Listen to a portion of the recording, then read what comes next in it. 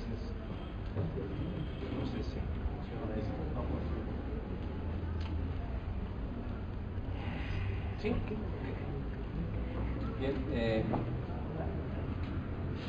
Primero que nada, agradecer esta invitación, agradecerle al licenciado Guido Oliveros, al Tribunal Supremo Electoral que ha organizado esto, junto con el PNUD, al licenciado Camargo, saludar a mi colega Farid Rojas, con quien he compartido muchas mesas, y a Carlos de la Torre y a todos ustedes. No puedo nunca dar una clase ni exponer una conferencia sentado.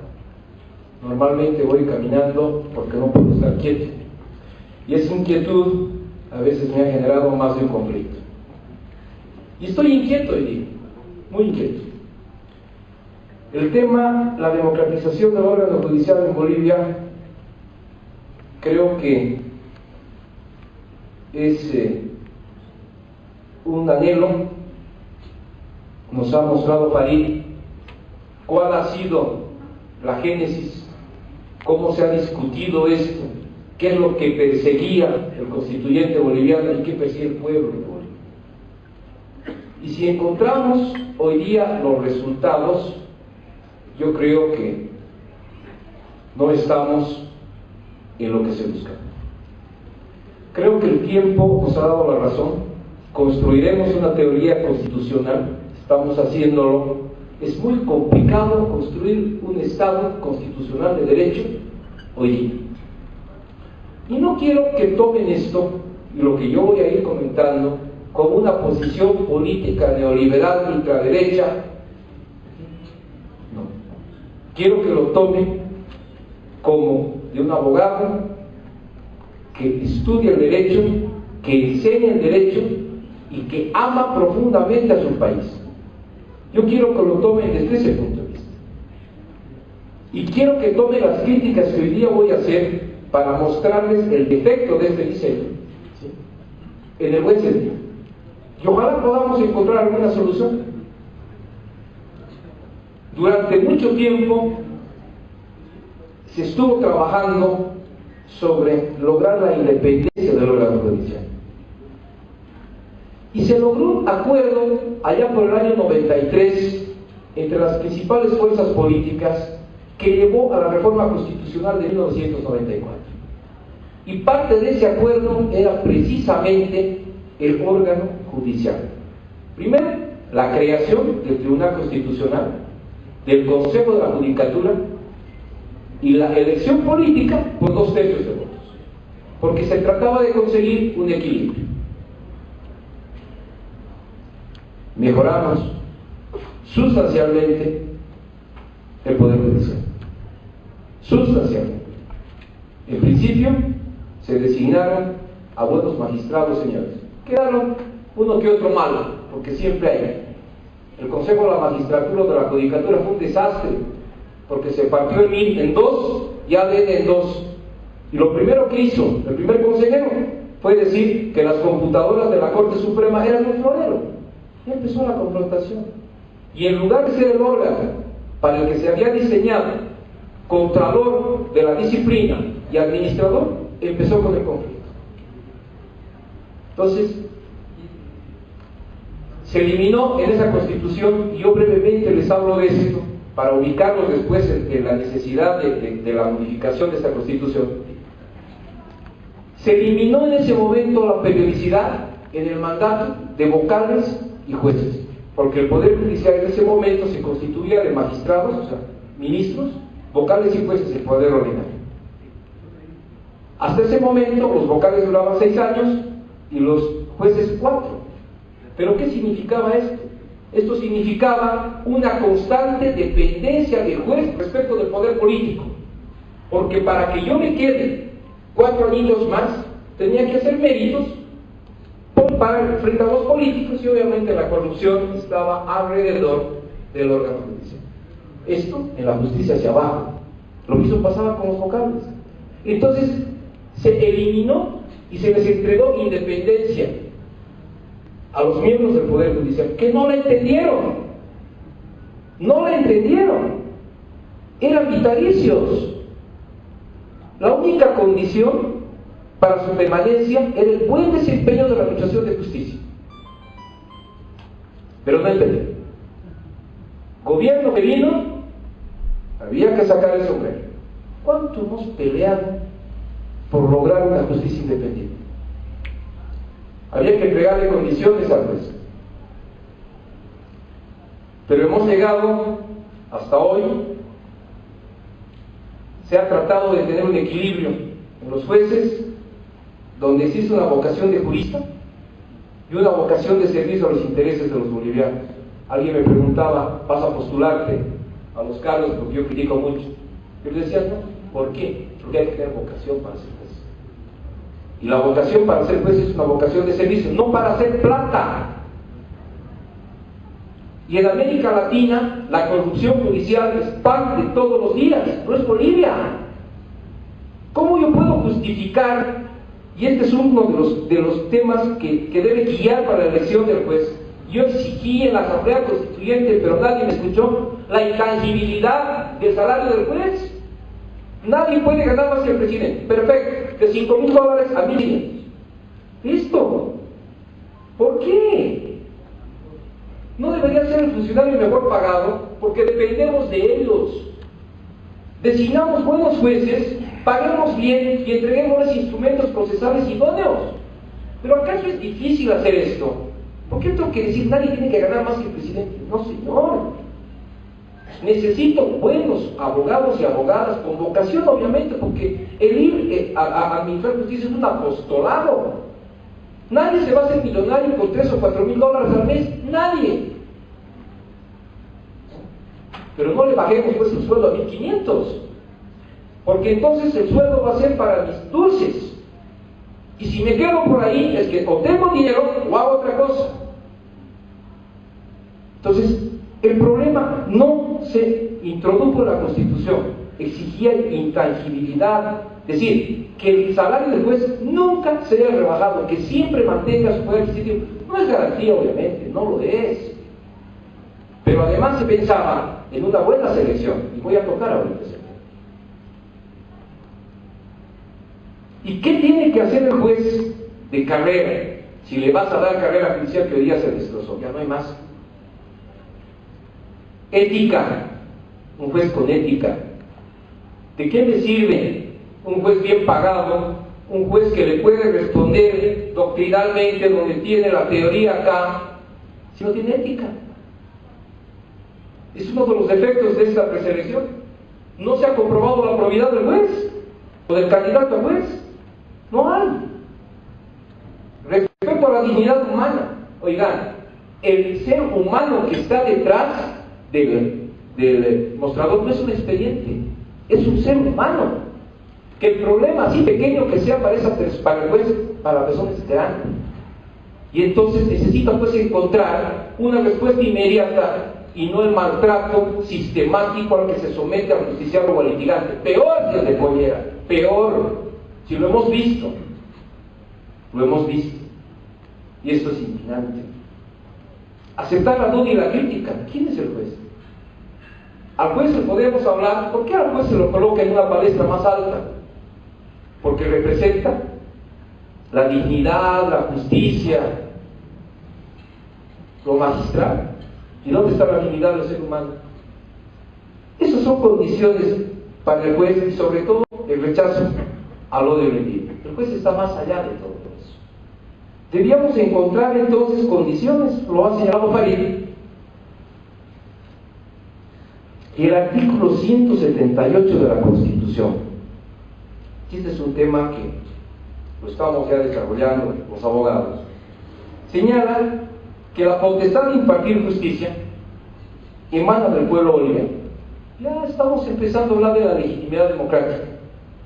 Y se sostiene los principios de independencia, imparcialidad, seguridad jurídica, probidad, celeridad, gratuidad, pluralismo jurídico, interculturalidad, lo ha comentado ampliamente Farid, equidad, servicio a la sociedad, participación ciudadana, armonía social y respeto a los derechos. Un conjunto de principios que deben volver a lo que es la administración de justicia. Y entonces, ¿de qué manera se puede lograr esto? A partir de la legitimidad democrática que emana del 178 de la Constitución. La potestad de impartir justicia emana del pueblo. La legitimación democrática acá es visible desde un punto de vista funcional, porque a diferencia de los órganos políticos, el órgano judicial o los jueces aplican la voluntad general que se expresa en la norma. Entonces, ¿cómo legitimas a un juez? A través de las sentencias, a través de la motivación de las sentencias, a través de esa fundación. Por eso se exige como requisito en todas las decisiones judiciales es que la sentencia esté motivada, es decir, ¿qué razonamiento utiliza el juez para llegar al resultado?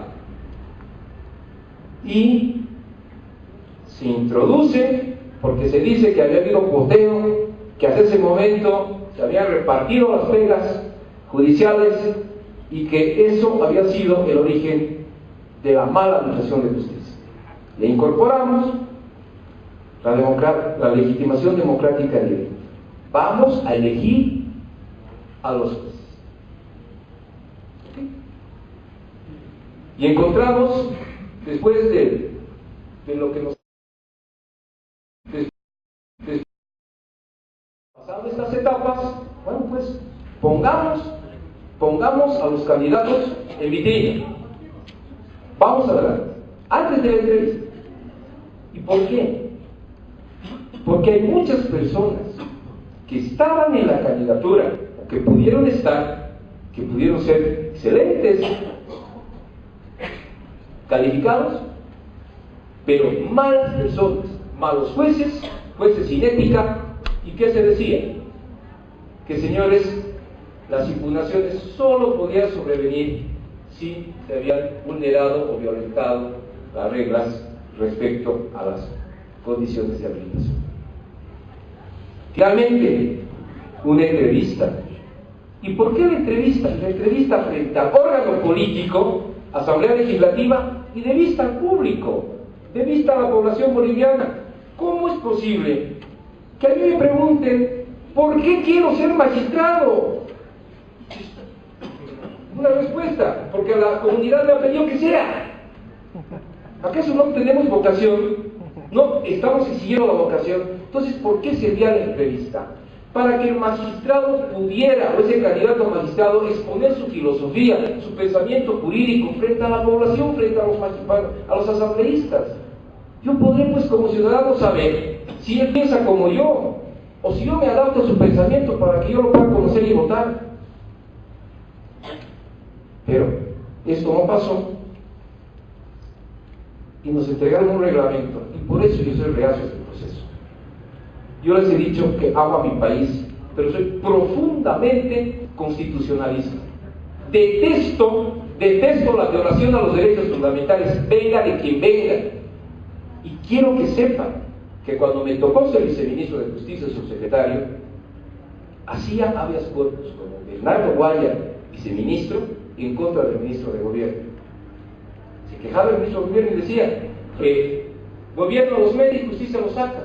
Sí, señores, porque había que luchar contra el delito, sí, pero con derechos humanos. Se empezó a respetar la Constitución, se diseñó y se hizo aprobar una ley que se llamó de la fianza curatoria, que estableció máximos de detención preventiva y máximos de duración del proceso. Había que constitucionalizar el proceso, porque el proceso no puede ser un instrumento de represión. Y obviamente muchas personas se beneficiaron de esto. Hoy día están en el gobierno. Por eso exijo derechos humanos. Y el juez tiene que respetar ese proceso. Y obviamente, ¿por qué la Asamblea Legislativa, que acababa de aprobar una constitución, la constitución del movimiento al socialismo, referendada por los bolivianos con una mayoría, estaba violando la constitución? Les explico por qué. Y aquí empieza el problema. No puedo yo entender si como requisito el artículo 181, además de los requisitos generales y la idoneidad que ahora se ha hablado, dice que las magistradas y magistrados no podrán pertenecer a organizaciones políticas, no podrán pertenecer cuando ejerciten la función. ¿Pero qué se coloca en este reglamento? No pueden postular, no tener militancia en alguna organización política hasta un año antes del momento de su postulación, no haber sido dirigente o candidato de alguna organización política en los 5 años anteriores a la fecha de elección, no haber ocupado cargos directivos en empresas extranjeras transnacionales que tengan contratos. Esto está bien. Estos 2 requisitos de inhabilitación. Oiga, tengo derecho a pertenecer a una organización política. Lo que no puedo hacer es ejercitar la política estando en la función de gobierno. Todos hemos conocido, yo pongo el ejemplo, a don Benjamín Miguel Cancho. Ha sido jefe del Partido Demócrata Cristiano, ¿verdad? ¿Quién hubiera dudado de la probidad de este hombre y del conocimiento para ser magistrado? Nadie. ¿Qué pasó en el caso de Waldo Albarracín? ¿Por qué se lo inhabilitó? O en el caso de Eusebio Gironda, pongo los 2 ejemplos. Eusebio Gironda, asesor del presidente, en mi criterio, militante de la organización política. ¿Y qué? No tenía derecho a ser candidato. Entonces, ¿cómo es posible la incorporación de este tipo de normas que son discriminatorias?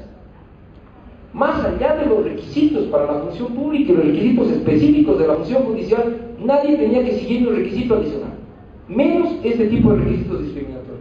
A Waldo Albarracín se lo eliminó, ex defensor del pueblo, porque la ley del defensor del pueblo, que se redactó en el periodo de gobierno en el que yo estaba, pasó obviamente ese proceso de redacción por la subsecretaría que estaba a mi cargo, se colocó un requisito o una inhabilitación, que no puede optar durante los 5 años siguientes a un cargo electivo.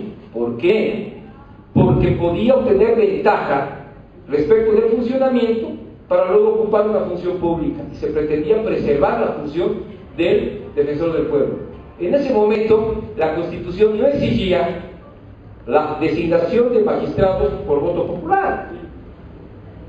Entonces, ¿por qué no llevaron adelante una interpretación histórica como está señalando París, que señala la Constitución, y ubicaba en el contexto el problema de Waldo Albarracín?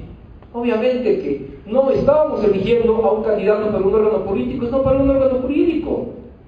Bienvenido sea, pero no, se lo inhabilitó. Lo mismo que se inhabilitó al señor Eusebio Gironda, porque era ministro de Estado, y como ministro de Estado supuestamente enajenó un bien del Estado. Oiga, ¿dónde está pues el debido proceso que le hubiera dado una sentencia de condena de inhabilitación? Entonces, esos han sido los temas. Pero además, ya me queda muy poco tiempo. ¿No hubieron criterios de calificación? ¿No hubo una ponderación? Hubieron buenos candidatos que no calificaron, no sé por qué. Y finalmente se eligió políticamente. Hay que ser sinceros. 2/3, y alguien me preguntaba una vez, si tú tuvieras 2/3, ¿no ejercitarías tus 2/3? Sí, lo haría. Pero ¿qué queríamos aquí? Queríamos una preselección para que el pueblo boliviano después elija a los mejores. Sí. ¿Lo estamos consiguiendo? No. Porque aquí no hemos calificado por quién es más competente y es el mejor, el más idóneo y el más probo. Aquí hemos calificado políticamente, punto. Son 2/3 legítimos, perfecto. Pero que no nos digan, señores, que los bolivianos vamos a elegir.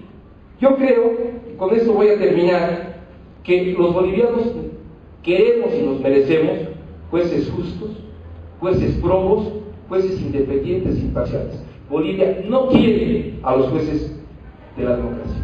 Muchas gracias.